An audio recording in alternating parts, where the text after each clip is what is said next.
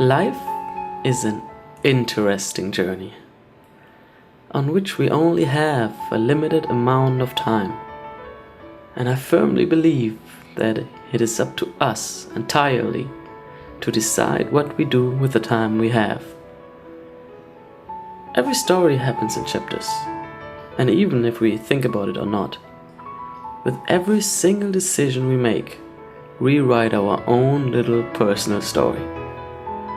One chapter ends and a new one begins. I think that's life.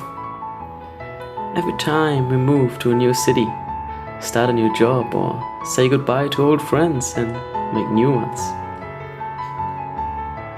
After I graduated from school, I continued my quest to discover the essence of happiness. Very fast I learned that I will not find the answer in class or in a book. And I still remember when I asked one of my professors after an exam what to do. And she encouraged me to write down my thoughts, to structure them and to work them out. And so I did.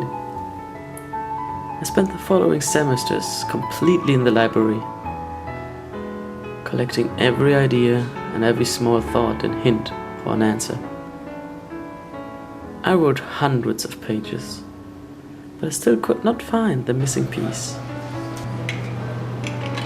And then, one morning, when I went for a coffee, I had an idea. A simple idea which was, in the end, the missing piece. Even though I found my first answer, I felt that there was an enormous difference between my idea of happiness and the way I actually lived. I spent the last semesters in the library. I was thinking about life and happiness all the time. But I did not yet realize the essential element. Naturally, I wanted to change something. Make my little world the way I thought it should be. To my surprise, it did not work. And the more I tried and the more I failed, the more I felt that my home became a cage for me. I needed to get out, to break free from something I did not yet understand, from this invisible prison. That was, I think, the origin of my desire to depart, to go away, anywhere but this place.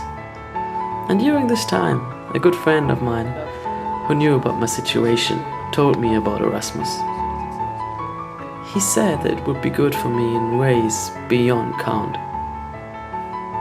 The door opened unexpectedly, and I could take a look outside. I decided to take this one step, and I had no idea of what I was about to get into. I felt like a man leaving his cave for the very first time and discovering a brave new world. And this is where my story starts.